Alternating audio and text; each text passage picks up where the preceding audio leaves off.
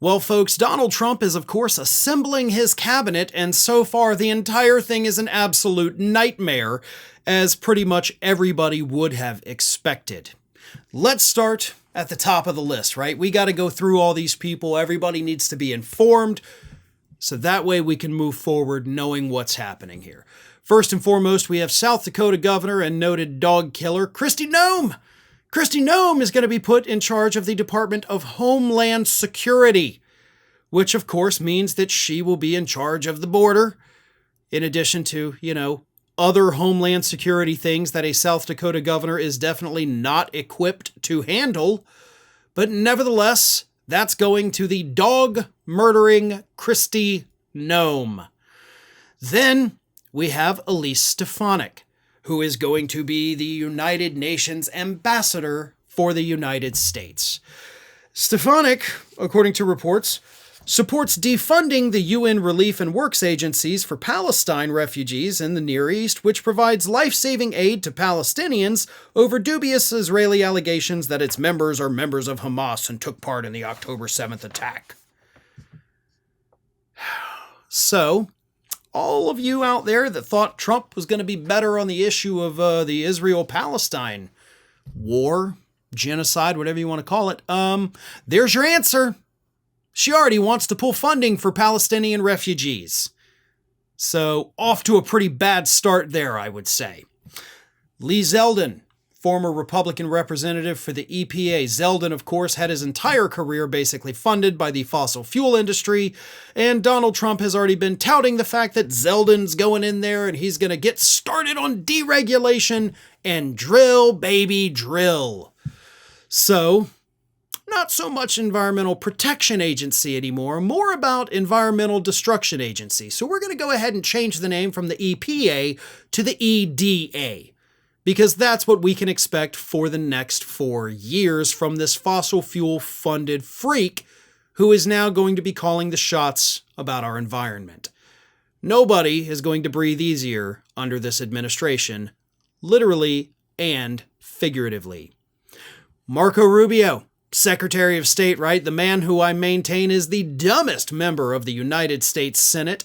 He is now going to be the public face of our country, traveling around the globe and meeting with foreign leaders and making a complete and total ass of himself when he gets a little thirsty. So that's going to be an international embarrassment for this country. Then, of course, Tom Homan for Border Czar. Homan, of course, is a man who has made it clear that he wants to deport as many people as quickly as possible. He doesn't give a damn what anybody says, he suggested in a recent interview on Monday on Fox and Friends. Then we have a man who has been described as a verified white supremacist. That's what AOC called him. Stephen Miller, who is, of course, going to serve as Deputy Chief of Staff for Policy. Stephen Miller, of course, was one of the architects of Donald Trump's family separation plan during his first administration.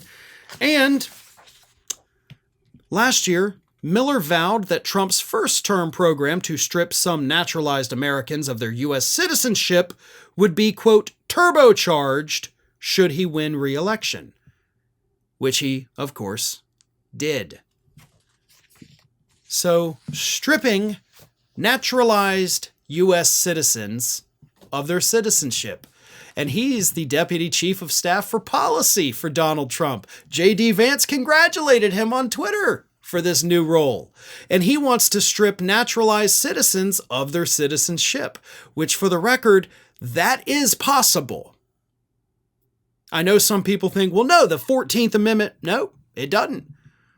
14th Amendment protects natural-born citizens, not naturalized citizens. There is no guarantee that even if you become a full-fledged citizen of the United States, that you cannot have that citizenship stripped from you. You can, and he will. So all of those folks out there who say, oh yeah, well, I mean, I'm a naturalized citizen, so I voted for Trump because I want to get rid of the illegal folks. They're not only coming after the illegal folks, they're coming for you too. They are. They've admitted it. I mean, I just read that to you. They've admitted it. It doesn't matter if you're here legally, illegally. They've even referred to, J.D. Vance did during the campaign, The people that came here legally, he said, I still consider them here illegally. They don't care about your status. They don't care how you got here. They don't care that you're a law-abiding, tax-paying citizen. They want you gone. And they'll do it. And maybe at that point, again, I don't want this to happen. Don't take it this way. I absolutely do not want it to happen. But maybe at that point, I don't know, maybe you'll realize, oops, probably shouldn't have done that. Maybe I should have listened to their words instead of just making assumptions based on what I hope will happen. Either way, it's going to be a rough 4 years because we have some of the biggest idiots and wackadoos that are joining this administration, and every new pick that's announced is somehow worse than the one before it.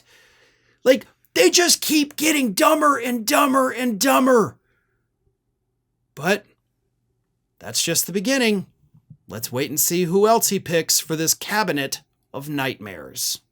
Thanks for watching, everybody. And if you're not already, please subscribe to the channel. We got fresh content every day for you.